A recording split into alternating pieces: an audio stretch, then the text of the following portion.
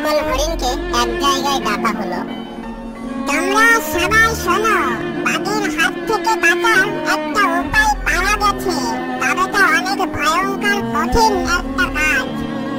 আমি একা সেটা করতে পারবো না, আমাকে সাহায্য করার জন্য আরেকজন প্রয়োজন। তোমাদের মধ্যে কে আছো যে আমাকে সাহায্য করবে? সর্দার, আমি আপনাকে সাহায্য করব। ঠিক আছে, কাল সকালে তুমি আমার সাথে দেখা করবে। এখন সবাই যে যার ঘরে যাও। পরদিন সকালে হরিণ সর্দার এবং চিত্রা কাদামাটি আর রং মেখে এক অন্যরকম অদ্ভুত প্রাণী হয়ে ঘাস ভর্তি স্থানে গেল। সর্দার, আমার খুবই ভয় লাগছে, কখন যে বাঘ চলে আসে।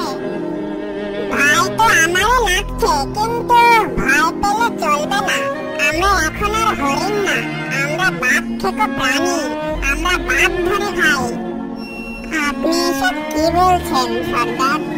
শোন, আমি যা বলবো তুইও গলার স্বর পরিবর্তন করে আমার সাথে তাল মেলাবি, আমাকে সাহায্য করবি। কিছুক্ষণ পর বাঘ খাবার খুঁজতে খুঁজতে সেখানে এসে দেখে এক অন্যরকম অদ্ভুত দুটি প্রাণী। এটা আবার কোন প্রাণী এমন অদ্ভুত আর ভয়ঙ্কর? কোত্থেকে এসে জুটেছে ওরা? কি বলছে? একটু কাছে গিয়ে ঝোপের আড়াল থেকে শুনি তো। একটু আগে একটা বাঘ আসতে দেখলাম আমাদের দিকে, কোথায় গেল রে? আর দেখতে পাচ্ছি না যে, অনেক দিনের সাপ একটা রোস্টপুষ্ট বাঘ খাবো। বাঘের মাংস খাওয়ার শখ হচ্ছে না? দাঁড়া, তোদের ঘাড় মটকে দেব। হালুম। শালবনের সাপ বাঘ খেয়ে তো এই বনে আসলাম, শুনেছি এই বনে নাকি অনেক রোস্টপুষ্ট বাঘ আছে, আমরা অনেক মজা করে খেতে পারবো। ঠিকই বলেছিস তুই, বাঘের মাংসের যে দারুণ স্বাদ, যা অন্য কোনো মাংসই নেই, ভাবলেই জিভে পানি চলে আসে।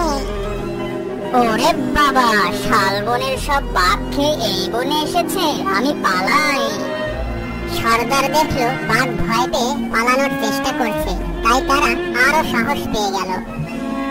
আমার মনে হয় ওই ঝোপের আড়ালেই বাঘ লুকিয়ে আছে, ওই দিক থেকে নাকে বাঘের গন্ধ ভেসে আসছে।